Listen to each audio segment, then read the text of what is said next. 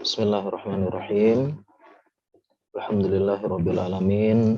Wassalatu wassalamu ala asyrafil anbiya'i wal mursalin Muhammadin wa ala alihi wa sahbihi ajma'in. Amma ba'd.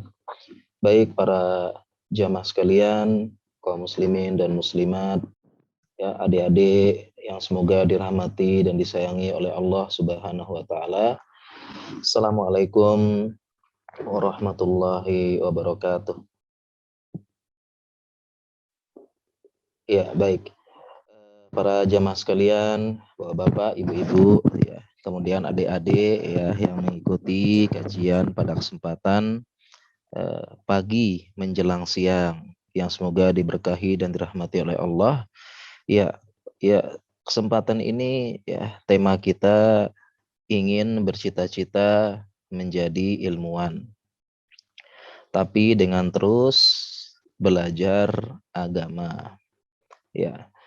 Jadi tadi sebagaimana disampaikan oleh hostnya, ya, jadi kita punya cita-cita beraneka ragam ya. Pasti adik-adik ya, ada yang pengen jadi ilmuwan ya, pengen jadi presiden mungkin, pengen jadi ustadz juga, cita-cita juga ya, pengen jadi pembuat pesawat terbang, pengen jadi arsitek, ya bisa juga.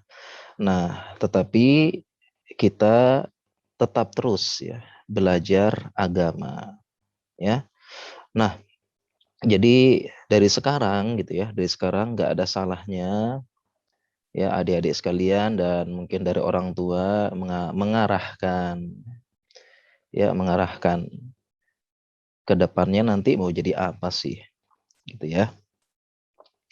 Nah, hanya saja gitu ya, biasanya gitu pilihannya itu ada dua secara umum ya.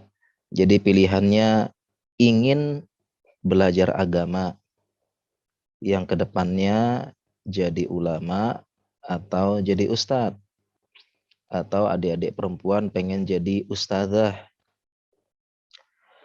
atau pilihan kedua ingin menjadi ilmuwan, belajar sains ya, belajar ilmu pengetahuan alam, belajar membuat HP misalnya, membuat program supaya bisa main di HP.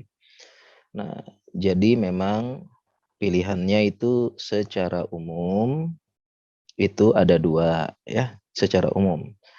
Mau belajar agama ya, atau belajar ilmu dunia ya, jadi ilmuwan, atau seperti saya nih ya, jadi dokter spesialis ya. Mungkin adik-adik ada yang pengen jadi dokter juga ya, mudah-mudahan tercapai dan dimudahkan oleh Allah Subhanahu wa taala ya, nanti bisa mengobati orang tuanya ya, bisa nyuntik bapaknya ya, bisa menginfus ibunya ya. Jadi dengan perantara adik-adik yang jadi dokter, orang tuanya insya Allah bisa sembuh gitu ya, bisa menjadi anak yang bermanfaat. Nah, ini semuanya cita-cita ya. Ya, kita perlu dan kita bisa ya bercita-cita. Ya, pengen jadi ini, pengen jadi ini, dan semua ini ya membutuhkan perjuangan, membutuhkan keseriusan ya. Nah, tapi adik-adik sekalian, kemudian para orang tua juga perlu memperhatikan ya, dua ini, pilihan ini sebenarnya tidak bertentangan ya. Jadi nggak bertentangan ya. Artinya selama ini kalau ditanya gitu ya, ditanya pengen jadi apa? Pengen jadi dokter, pengen jadi, oke kita lanjutkan ya. Nah, jadi memang ada ya adik-adik ya, ada yang ingin jadi dokter, ada yang ingin jadi pilot ya, ada yang ingin jadi presiden mungkin ya, tetapi ternyata kita masih bisa belajar agama ya, masih bisa memperdalam agama meskipun kita menjadi ilmuwan ya, pengen jadi orang yang pintar dalam teknologi ya, pintar dalam sains, kita masih bisa jadi ilmuwan ya. Jadi mungkin ya adik-adik atau orang tua banyak yang berpikir kalau sudah belajar ilmu dunia itu tidak mungkin atau sulit belajar ilmu agama. Kalau sudah belajar ilmu agama berarti tidak mungkin atau sulit belajar ilmu dunia. Nah, seolah-olah hal ini adalah suatu hal yang bertentangan. Nah, oleh karena itu, nah kita lihat ya di zaman kejayaan Islam dahulu. Jadi dahulu agama Islam pernah berjaya. Ya, Islam itu berkembang jadi agama yang menyebar di muka bumi. Ya, daerahnya Islam dulu tuh luas. Ya, sampai daerah Turki, sampai Maroko, sampai Spanyol, ya, sampai Eropa. Jadi Islam dahulu itu luas, ya, berjaya. Kenapa bisa demikian? Karena dahulu ini adik-adik sekalian banyak ilmuwan, dia sekaligus ulama. Atau juga banyak ulama sekaligus juga ilmuwan. Jadi dua hal ini tidak bertentangan. Ya, bisa belajar agama sekaligus jadi ilmuwan. Bisa juga jadi profesor, jadi dokter, jadi pilot, tapi dia juga paham agama. Atau misalnya begini ya adik-adik, misalnya ada yang menghafal Al-Quran, ya ada yang menghafal Al-Quran. Jadi ada anak-anak dulunya ngapal Al-Quran di pondok, dia sudah hafal 30 juz. Kemudian tiba-tiba dia ingin masuk kuliah atau sekolah di kedokteran. Ya, kira-kira bisa apa enggak? Bisa jawabannya. Ya, bahkan sekarang adik-adik dan para orang tua, ya beberapa kampus itu ada jalur masuk ke kedokteran dengan syarat dia menghafalkan Al-Quran ya. Ada yang 10 juz, ada yang 30 juz. Ya, jadi setahu saya UNS atau daerah mana itu ada beasiswa masuk kedokteran khusus para penghafal Al-Quran. Ya, jadi bisa. Nah, demikian juga dengan orang yang bekerja sebagai dokter. Dia sudah sekolah jadi dokter, tapi dia dokter tapi juga menghafal Al-Quran. Dia seorang pilot tapi bisa bahasa Arab, ya, bisa menghafalkan hadis, menghafalkan Al-Quran, ya, dia juga paham tentang dasar-dasar agama. Jadi dua hal ini tidak bertentangan. Nah, kita harap ya adik-adik sekalian besok ya kalau ingin ya pasti punya cita-cita nih ya, pasti ada punya cita-cita. Ya ada yang pasti oh jadi dokter jadi pilot, jadi arsitek, jadi presiden. Nah, itu nggak apa-apa, itu bagus. Ya, tapi yang penting jangan lupa belajar ilmu agama. Masih bisa kok ya pilot hafal Al-Qur'an, jadi arsitek menghafalkan Al-Qur'an. Ini bisa adik-adik sekalian ya. Baik, kita lanjutkan. Nah, kemudian ini juga perhatian ya buat para orang tua bahwasanya untuk masuk surga tertinggi ya, jadi kan adik-adik semua kita semua pengen masuk surga ya. Surga yang tertinggi yaitu surga Firdaus yang tertinggi.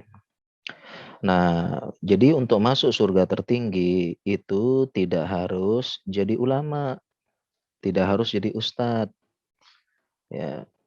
Karena masing-masing itu ada jalan jihadnya masing-masing untuk mencapai surga tertinggi. Nah, biasanya kita kan kita tuh pokoknya yang masuk surga itu ustadz, ya, atau syekh, ya, atau ulama, ya. Itu pasti masuk surga tertinggi, ya. Kalau saya ya cuma sekedar ini pegawai, saya cuma dokter biasa begitu ya. Ini susah mendapatkan surga tertinggi. Nah, ini tidak tepat. Jadi semuanya bisa. Apapun pekerjaannya, apapun profesinya, apapun kegiatannya, itu semua bisa mendapatkan surga tertinggi.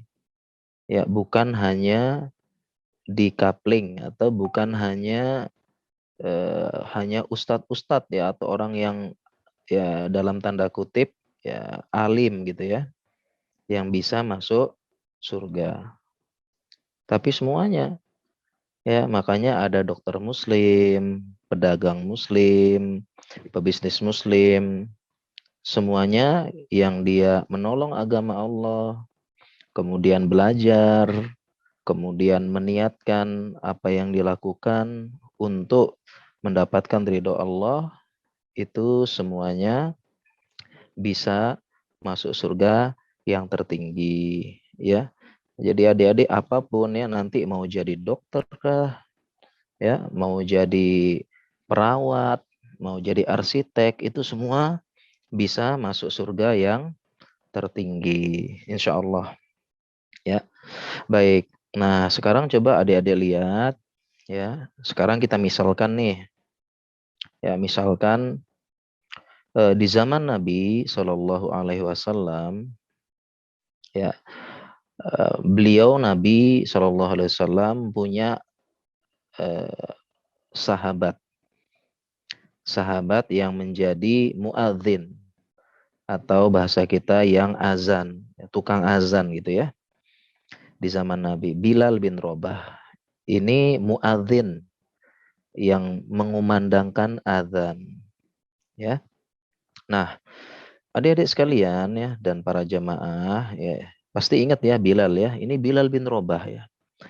Bilal bin Robah ya, ini beliau sahabat yang warna kulitnya hitam. Ya, nah di saat itu ya orang yang kulitnya hitam biasanya kedudukannya dianggap rendah. Ya, di saat itu ya, tapi setelah datang Islam tidak ada perbedaan antara warna kulit ataupun ras, semuanya sama. Nah, kita lihat ya Bilal bin Robah ini tukang azannya Nabi SAW. Beliau budak dulunya, mantan budak. Bilal bin Robah juga dia bukan ulama. Ya, Bilal bin Robah ini bukan ulama di kalangan sahabat. Ya, kita mungkin bisa jadi bahkan saya nggak pernah dengar ya riwayat hadis dari Bilal gitu ya. Nah, jadi beliau bukan ulama. Demikian juga Bilal bin Robah bukanlah pejabat di kalangan para sahabat ya. Beliau bukan kesatria ya, bukan pimpinan perang, bukan komandan perang. Beliau juga kalau ini bukan Pak RT, bukan Pak RW, bukan bupati, bukan ya. Nah, jadi Bilal ini ya di zaman Nabi Shallallahu Alaihi Wasallam beliau punya tugas itu kurang lebih seperti takmir masjid ya. Beliau hanya takmir masjid yang azan begitu. Nah, tetapi ya beliau Bilal bin Rabah ini melakukan pekerjaannya dengan profesional.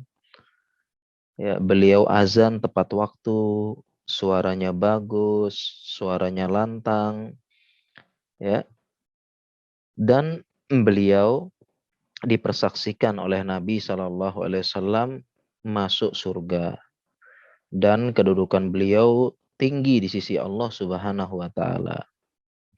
Ya, sebagaimana Nabi Shallallahu Alaihi Wasallam itu pernah bertemu dengan Bilal di pagi hari.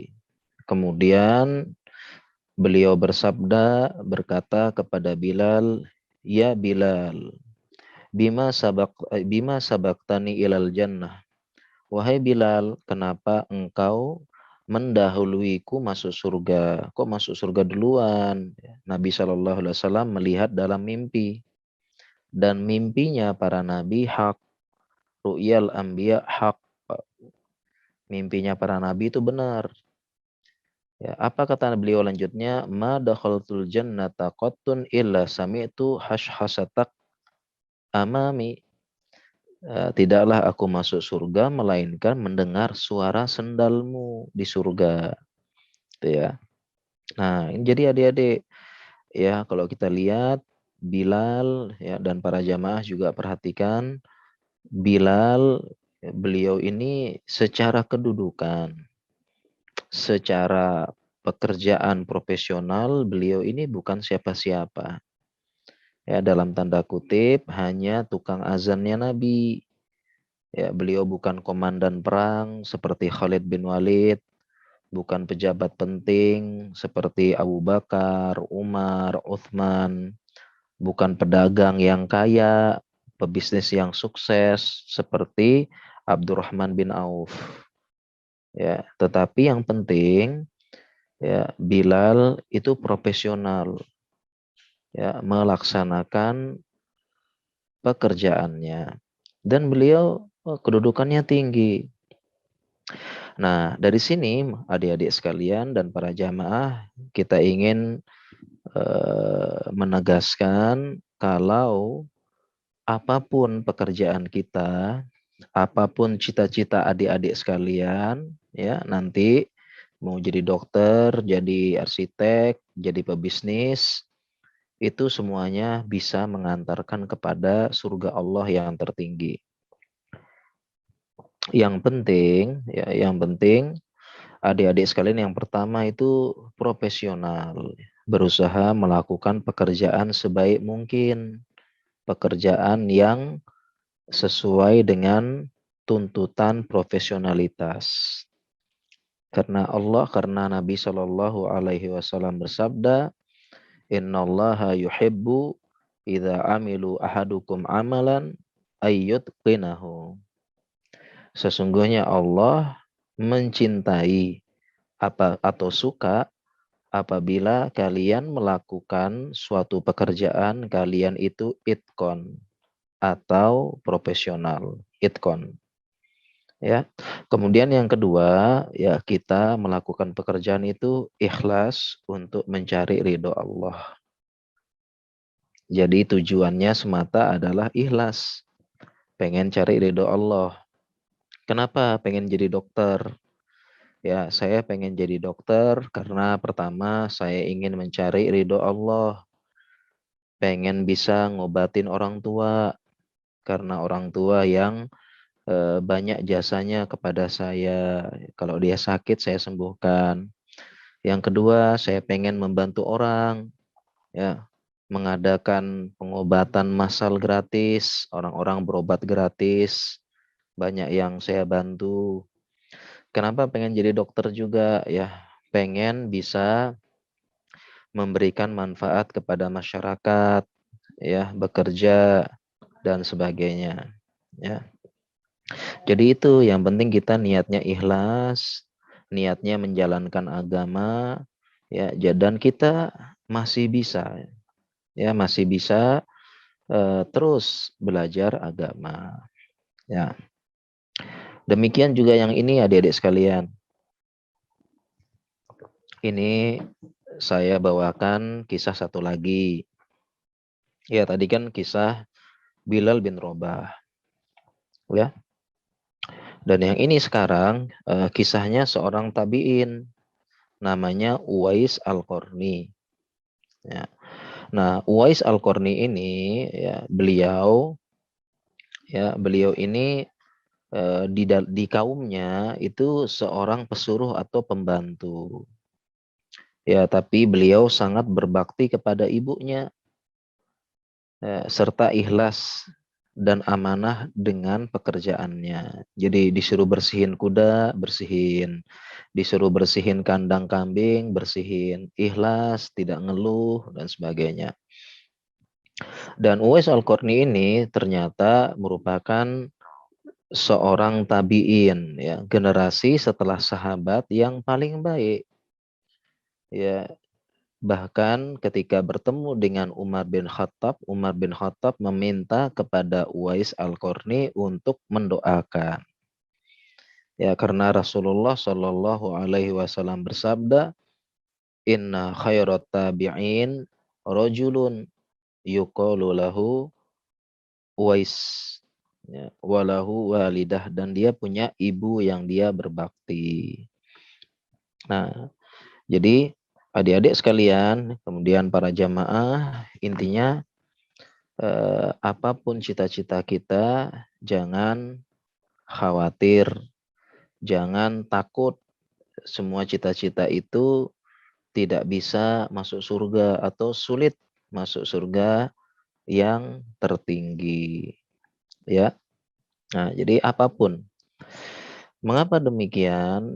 Karena setiap anak itu berbeda-beda, ya, berbeda-beda eh, profesionalitasnya, berbeda-beda kemampuannya, berbeda-beda kelebihannya masing-masing, berbeda-beda fashionnya, ya, berbeda-beda keunggulannya. Ya, ada anak yang dia memang pinter menghafal, ya, sehingga anak ini cocok, ya, menjadi penghafal Al-Quran. Ada anak juga yang dia hobi menggambar. Ada anak yang pinter mengerjakan matematika. Nah, semuanya ini, ya, adalah cita-cita ataupun kelebihan yang perlu dikembangkan. Nah, untuk yang ini saya beri masukan kepada orang tua masing-masing.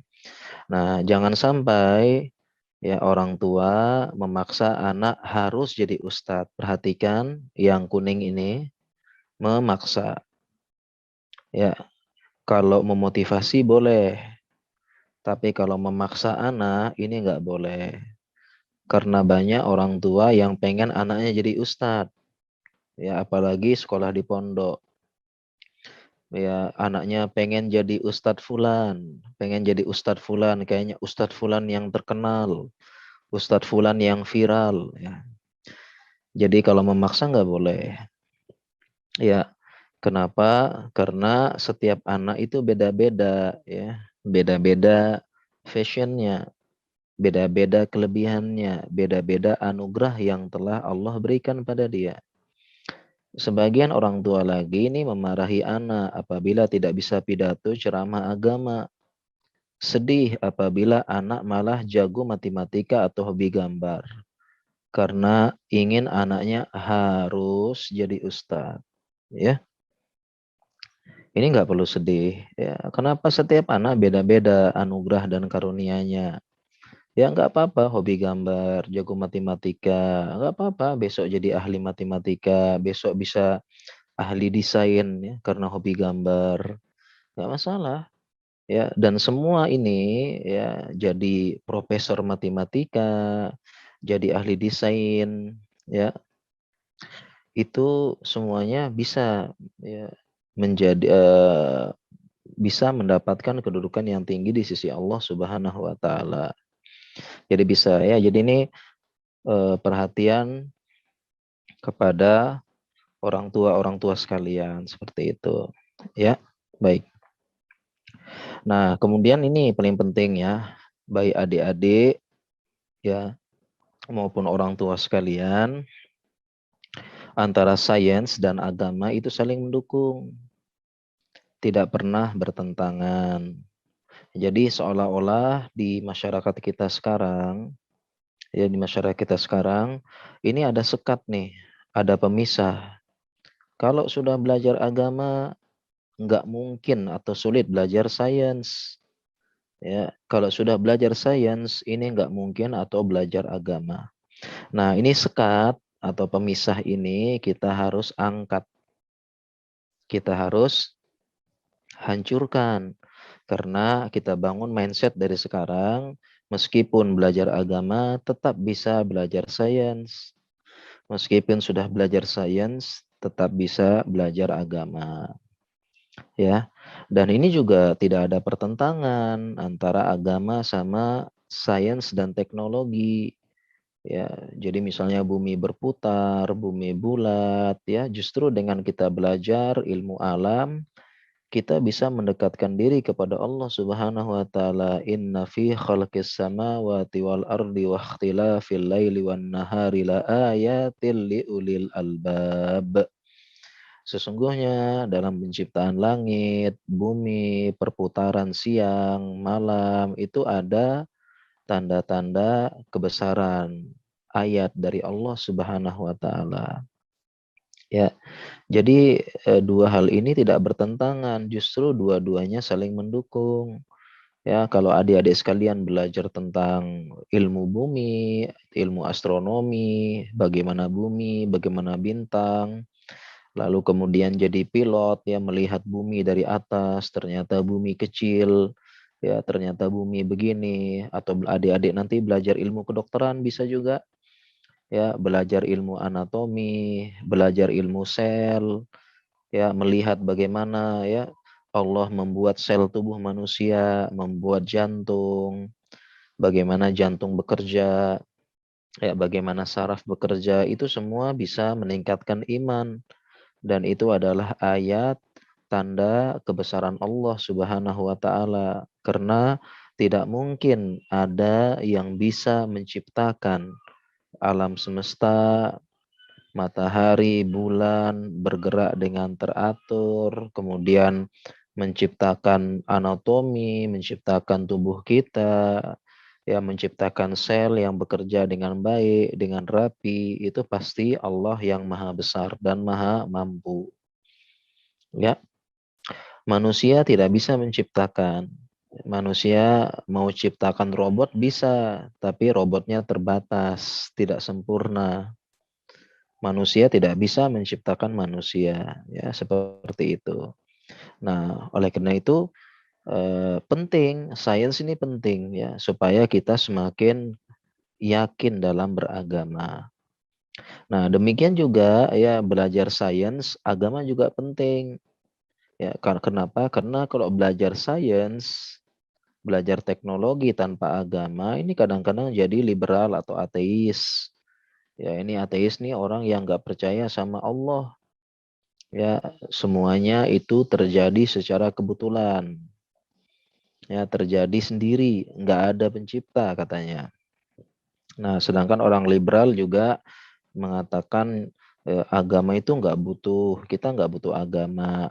Ya, agama sudah kuno, agama sudah usang. Ya, dan ini sangat penting semuanya ya, adik-adik dan para jamaah sekalian. Intinya agama dan sains itu saling mendukung. Ya, dua-duanya penting nih. Ya, penting dua-duanya dan tidak perlu dipertentangkan ya. Nah, demikian juga ya secara umum ya, bahkan dulu ya. Tadi kita jelaskan di zaman kejayaan Islam dulu banyak ya ulama tapi juga ilmuwan hebat. Jadi dia ulama ya, hafal hadis, hafal Al-Qur'an, paham dengan hukum-hukum Islam, tapi ternyata dia juga ilmuwan juga. Dia juga paham astronomi, paham ilmu kimia, itu banyak tuh di zaman dulu, di zaman kejayaan agama Islam. Nah, demikian juga ilmuannya. Jadi dia ya sebelumnya jadi ilmuwan. Dia belajar ilmu kedokteran, dia belajar ilmu kimia, kemudian setelah itu dia belajar agama juga. Ya, setelah besar dia belajar agama, ternyata dia juga jadi ulama juga. Nah, jadi di zaman dulu banyak nih kayak gini. Ya, sehingga zaman dulu Islam itu maju, Islam berjaya gitu. Nah, kan adik-adik sekalian pernah dengar nih ya. Mungkin ada adik-adik pernah belajar kimia. Itu dari bahasa Arab ya, alkemia. Kamera juga ya. Yang pernah dengar kamera ini yang menemukan umat Islam nih. Asal katanya komaro ya. Komaro asal katanya pantulan cahaya ya, algoritma, aljabar ya, itu semua dari istilah-istilah umat Islam ya, insyaallah. Nah, kemudian ini juga yang penting adik-adik sekalian, jadi umat Islam itu tidak kekurangan orang pintar dan hebat ya, tapi umat Islam ini kekurangan orang yang peduli dengan agamanya. Jadi sebenarnya kita ini banyak ya orang-orang hebat, orang-orang pintar ya. Jadi profesor yang agama Islam ada enggak? Ada. Dokter yang agamanya Islam ada enggak? Ada. Arsitek yang agamanya Islam ada enggak? Ada. Kemudian eh, pejabat, presiden, semuanya ada. Nah, tetapi kita itu kekurangan ya dokter Islam yang peduli dengan agama Islam. Kita kekurangan arsitek Islam, arsitek Muslim yang peduli dengan agama Islam. Kita kekurangan pejabat Muslim yang peduli dengan Islam, ya, dan seterusnya, adik-adik. Ya, ini yang kurang kita. Banyak kok orang-orang pintar ya, Muslim yang pintar, Muslim yang hebat, ya. Tapi yang kurang adalah mereka tidak peduli dengan agamanya. Nah, oleh karena itu harapan kita ya, harapan kita semua ini ya adik-adik, kemudian para orang tua juga, kita berharap ya apapun itu nanti adik-adik cita-citanya jadi ketika sudah besar ya pengen jadi ustadz, pengen jadi ulama, kemudian pengen jadi dokter ya, pengen jadi pejabat, ya, pengen jadi pebisnis, presiden, pilot. Nah, jangan lupa memikirkan agama. Jangan lupa belajar agama dan bisa ya sambil hafal Quran. Kemudian jangan lupa juga apa nih yang perlu kita lakukan supaya agama Islam jadi berkembang.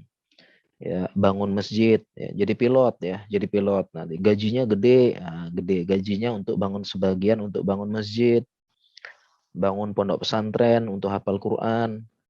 Ya, kemudian kalau saya jadi dokter ya, kita buat pengobatan massal, ngobatin orang rame-rame supaya bermanfaat ya, supaya mereka semua tertarik masuk Islam ya, ternyata ada nih dokter muslim baik ya.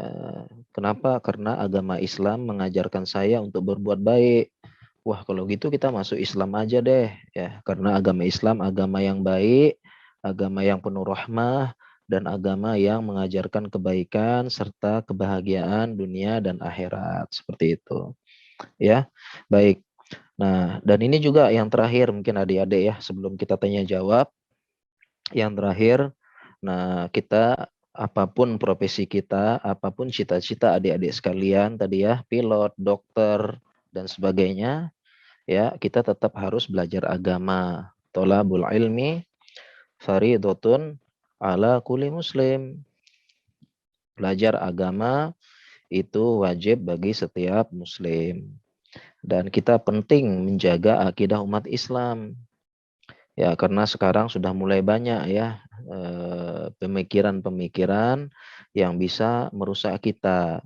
Ya, liberal tadi ya, apa-apa bebas.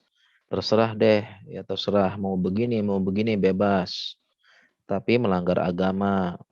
Demikian juga dengan ateis ya, nggak percaya Tuhan. Ya, agnostik, meragukan adanya Tuhan. Free thinker, ya intinya bebas mikir. Yang penting bebas menuangkan ide, terserah ya. Pokoknya bebas dan sebagainya. Ya, jadi ini adik-adik sekalian dan para jamaah. Jadi apapun keadaan kita, apapun profesinya, apapun pekerjaannya, masih bisa belajar agama, masih bisa memperdalam agama, dan yang paling penting kita menjaga akidah dan tauhid umat. Ya, baik adik-adik sekalian dan para jamaah yang semoga dirahmati dan disayangi oleh Allah, mungkin materi yang saya sampaikan saya cukupkan dulu sampai di sini ya, dan mungkin kita lebih enak tanya jawab, lebih enak sharing, dan saya kembalikan kepada moderator ya. Silakan, fadhol.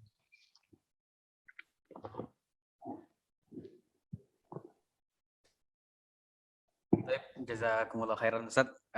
Tadi banyak sekali faedah-faedah yang bisa kita ambil. Kita mungkin akan langsung membuka sesi pertanyaan Ya. pada mungkin orang tua yang ada di rumah atau adik-adik yang atau anak-anakku sekalian yang ada di Zoom, boleh bertanya, silahkan. Ada pertanyaan dari Zoom.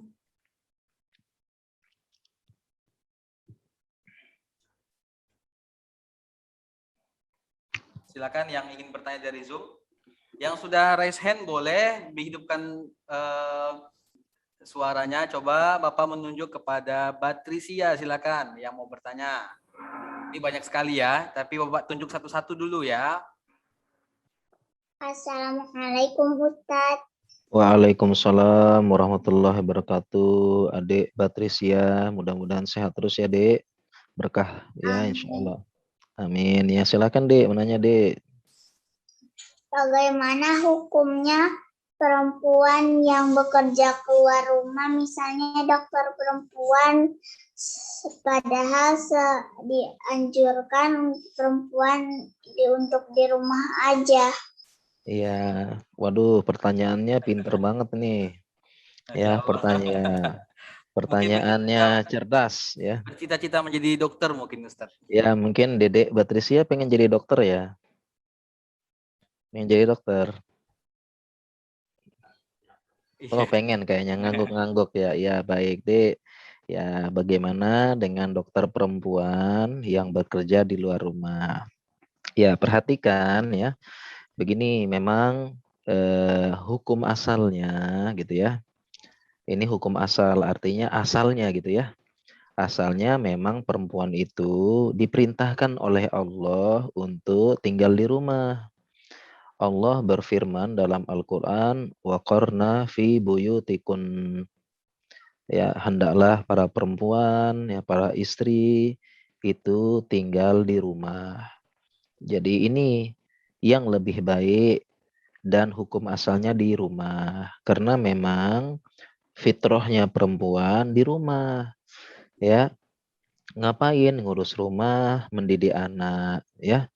Sekarang Dek Batrisia kalau ibunya keluar-keluar terus, ya nggak ada yang masakin, nggak ada yang nemenin di rumah, kan sedih. Cukup bapaknya aja ya, bapak yang keluar cari uang gitu ya. Nah, ini yang ideal ya, Dek ya, yang ideal. Nah, sehingga hukum asalnya atau asalnya perempuan itu di rumah. Nah, tetapi ya Islam juga tidak melarang secara total perempuan keluar rumah. Jadi perempuan keluar rumah boleh, asalkan pertama izin dari wali atau suaminya. Ya, jadi boleh ya. Dokter nanti misalnya Dek Batrisia jadi dokter nih, amin ya. Mudah-mudahan jadi dokter yang solehah ya, Dek ya, membanggakan orang tua. Itu boleh. Yang pertama, kalau sudah punya suami nanti izin dulu sama suaminya ya. Atau kalau belum punya suami izin dari bapak ya. Sekarang izin dulu sama bapaknya nih. Mau jadi dokter boleh nggak? Oh boleh. Oh yaudah. Doa sama Allah dulu gitu ya. Yang kedua adalah ada maslahat di situ ya. Dan jadi dokter perempuan ini maslahatnya luar biasa. Ya, karena kaum muslimin butuh dokter perempuan, butuh perawat perempuan. Ya, karena kalau ada yang sakit, ya nanti tentunya kalau yang sakit perempuan yang periksa dokter perempuan gitu ya. Nah, kemudian yang terakhir ya secara umum ya pas keluar itu tidak menimbulkan kerusakan atau dalam bahasanya menimbulkan fitnah yang lebih besar ya. Jadi intinya secara umum boleh deh ya Ya, kalau jadi dokter perempuan boleh, cita-cita yang mulia nih. Jadi dokter yang solehah, ya bekerja di luar dan tempat bekerjanya adalah tempat bekerja yang sesuai dengan aturan syariat. Ya, amin. Insya Allah jadi dokter solehah nanti. Amin. Ya. Terima kasih Ustadz. Semoga Mbak Trisia dan juga teman-teman mungkin anak-anak sekalian yang mendengarkan bisa mengambil ini ya. Jadi kalau untuk yang perempuan bercita-cita jadi dokter boleh atau tidak? Boleh, insya Allah ada manfaatnya. Ustadz, saya bacakan pertanyaan yang masuk secara chat Ustadz ya. Nanti baru kita kepada yang di Zoom lagi. Ada pertanyaan Ustadz, berapa porsinya atau berapa persenannya lah kurang lebih Ustadz untuk pendidikan untuk anak, ini dari orang tua mungkin Ustadz. Berapa persen untuk pelajaran agama, berapa persen untuk pelajaran agama gitu Ustadz. Ya. Pelajaran agama, kurang lebih seperti itu. Ya, baik. Ya, berapa persen ya untuk pelajaran agama dan berapa persen untuk belajar yang lain-lain gitu ya? Ya, kurang lebih. Belajar ya mungkin kalau sekarang ya SD SMP ya belajar ilmu pengetahuan alam, belajar berhitung ya atau bahkan belajar olahraga gitu ya. Nah, ini berapa persen? Ya, jawabannya ini tergantung dari tujuan. Ya, tergantung dari tujuan dan tergantung dari apa yang ingin dicapai. Ya, seperti itu. Contoh misalnya ini, ya kalau misalnya sekarang misalnya usia SD, ya usia SD tentunya yang paling banyak ini bervariasi ya, paling banyak mungkin ya apa namanya pelajaran-pelajaran yang diajarkan adab dan akhlak. Ya, adab dan akhlak lebih banyak, bermain sambil belajar gitu. Ya, artinya apa namanya tergantung dengan apa ya usia, keadaan dan tujuan. Demikian juga kalau anak nanti sudah kuliah misalnya, tergantung kuliahnya gitu kan. Kalau kuliahnya agama tentu agama lebih banyak. Ya, kalau kuliahnya umum tentu ilmu umum lebih banyak dan tidak lupa belajar ilmu agama yang dasar-dasar. Ya, jadi kita tidak bisa bilang nih ya 30%, 50% enggak. Ya, jadi ini tergantung dengan kebutuhan dan target serta bisa berubah-berubah gitu. Bisa berubah-berubah ya. Ya, saya dulu belajar kedokteran, musim ujian malah nggak pegang musim ujian anatomi misalnya ya. Ujian anatomi kan susah tuh ngapalin apa? Menghafalkan ini ya. Jadi kalau anatomi kedokteran bukan tulang iga, tulang hasta enggak ya. Pakai bahasa Yunani ya, tulang femur. Ya, jadi kemudian ada saluran itu sulcus tendinius musculis flexuris hallucis longi. Nah, itu ya itu nama satu saluran di tulang kaki. Oh, hafalnya susah tuh. Itu ketika musim ujian ya malah nggak pegang hadis zaman itu walaupun saya waktu itu sambil kuliah agama sambil masuk mahat ya. Ya, jadi ya persen-persennya berubah-berubah. Jadi nggak ada patokan ya, tergantung tujuan, tergantung target saat itu, ya tergantung usia. Yang paling penting adalah jangan melupakan dan demikian juga anak-anak ya. Anak-anak beda-beda. Ya, anak-anak beda-beda. Ada yang mampu menghafal ya. Ada yang usia segitu pengennya main-main terus ya udah nggak usah dipaksain. Ya, saya pernah ketemu sebagian ini ya, orang tua itu memaksakan anaknya disuruh hafal ya, karena dia nonton video Hafiz cilik. Kemudian orang tuanya cerita gimana kok bisa jadi Hafiz cilik. Saya dari pagi sampai malam saya bimbing terus hafalan. Jam 3 pagi saya bangunin dia untuk hafal gini-gini. Ya, ya, kemudian pengen anaknya hafiz seperti itu diterapkan juga, nggak bisa, beda-beda setiap orang, kemampuan, persennya dan sebagainya. Ya terlebih ada anak-anak yang hobi gambar, udah nggak apa-apa, suruh gambar, kita arahkan saja nanti. Ya, mungkin demikian insya Allah. Ya. Baik, Ustadz. Jadi apa namanya tujuannya tetap kembali kepada Allah Ustadz ya. Intinya Ya. melanggar syariat Ustadz ya. Mm-mm. Apa saja keinginan atau tujuan anak-anak tapi asal tidak melanggar syariat. Iya. Oke, kita kembali kepada anak-anakku sekalian yang ada di Zoom yang ingin bertanya. Sudah banyak yang raise hand sepertinya. Coba Bapak mau tunjuk. Ada yang mau raise hand lagi? Charles mungkin. Charles kelas 5A bisa menghidupkan suaranya. Silahkan.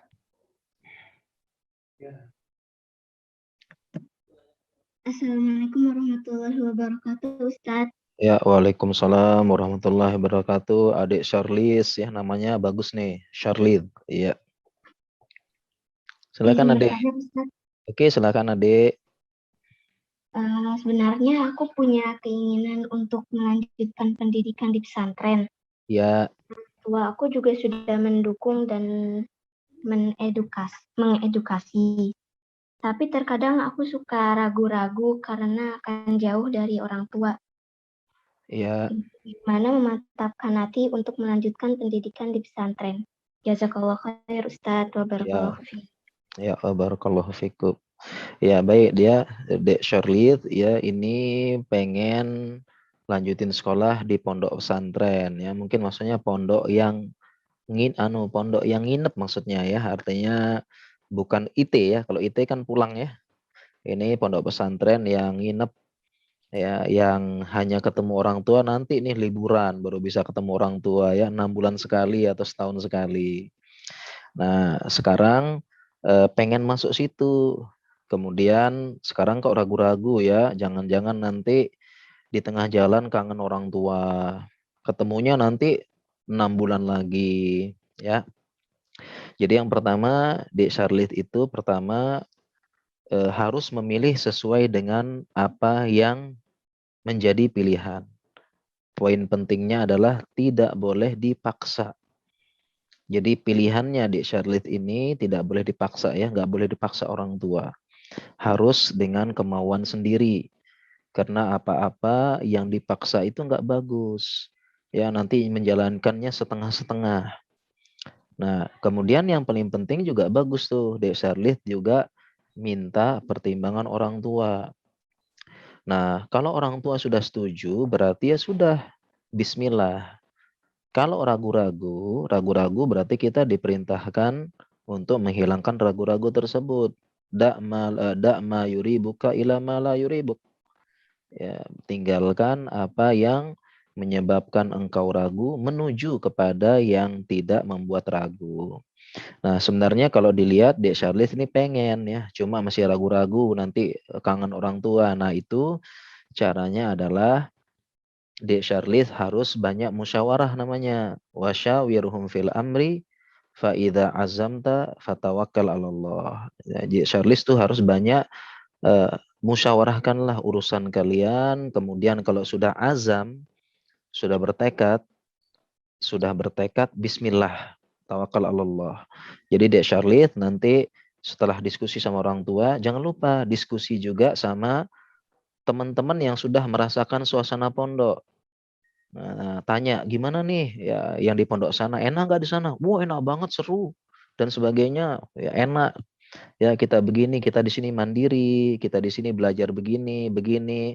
Kangen orang tua nggak? Ya kangen sih, tapi nanti kita aktif sibuk dan sebagainya. Ntar kita ketemu kok sama orang tua dan orang tua juga seneng di sini kita fokus menghafalkan Al-Quran, fokus ini dan sebagainya. Ya, jadi cara menghilangkan keraguan Dek Charlotte banyak musyawarah ya, syawirhum fil amri. Ya, musyawarah dengan siapa? Itu dengan teman-teman yang sudah masuk pondok duluan. Mungkin kakak kelasnya atau apa, tanya tuh gimana. Ternyata seru, ya udah bismillah. Ya faida azamta fatawakal 'alallah ya. Ya, baik mungkin demikian ya. Mudah-mudahan Dek Charlotte mantap dengan pilihannya, dimudahkan masuk pondok dan bisa membanggakan kedua orang tua. Amin insyaallah. Ya. Amin. Ya. Kemudian selaras mungkin dengan pertanyaan Dek Charles tadi Ustadz ya. Ya. Bagaimana kalau seandainya ada pertanyaan juga Ustadz, bagaimana kalau seandainya anaknya ingin masuk pondok tapi orang tuanya ingin melanjutkan umum supaya bisa melanjutkan atau pekerjaan atau cita-cita dari orang tuanya Ustadz, sehingga tidak ada persamaan di situ Ustadz. Bagaimana Ustadz? Ya baik ya. Ini pertanyaan malah kebalikan. Anaknya pengen masuk pondok pesantren, orang tuanya pengen masuk kuliah umum, pengen melanjutkan. Biasanya orang tuanya dokter tuh begitu ya. Jadi kalau orang tuanya dokter harus ada anaknya yang satu, satu, dua, tiga yang dokter juga melanjutkan ya. Saya biasanya begitu ya. Biasanya begitu. Kalau anak saya ketemu berapa orang ya, dia dokter, anaknya juga dokter juga harus ada gitu ya. Melanjutkan. Nah, ketika anak pengen masuk pondok pesantren begitu, ya, kemudian orang tuanya tidak ingin, maka tidak boleh dipaksa ya. Jadi para orang tua, tugas kita hanya mengarahkan. Kita mengarahkan dan memberikan pertimbangan. Ya, tidak boleh memaksa sama sekali. Ya, baik kita biarkan ya. Kalau orang tua kita, kalau anak kita pengen masuk pondok pesantren, kita biarkan. Ya, tidak perlu dipaksa. Ya, jadi hanya bisa diarahkan saja. Ya, jadi sekali lagi nggak boleh maksa ya. Ya, mungkin demikian insya Allah. Biarkan masuk pondok pesantren, mudah-mudahan dia lebih bermanfaat nanti ya. Insya Allah. Baik, Ustaz. Selanjutnya Ustaz, mungkin silahkan yang ada di Zoom, anak-anakku sekalian yang ingin bertanya. Ini kira-kira berapa pertanyaan lagi Ustaz ya?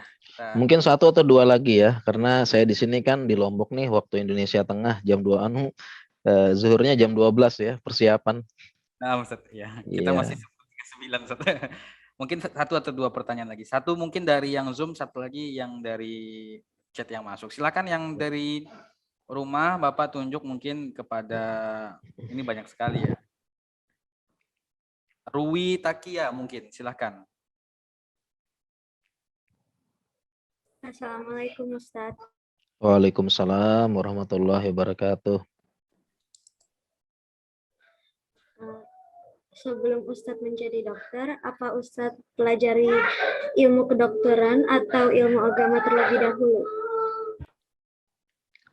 Ya, baik ya. Ini yang bertanya, mana sih yang bertanya nih namanya? Ruwi, Ustaz, Ruwi Taki. Oh, ini Rui Taki, baik ya. Oh ya, Dedek Rui, ya, Dek ya. Ya, pertanyaan dari Dek Rui Taki ini bertanya tentang saya ya. Sebelum saya jadi dokter, saya belajar agama duluan atau belajar masuk pondok dulu atau gimana gitu ya.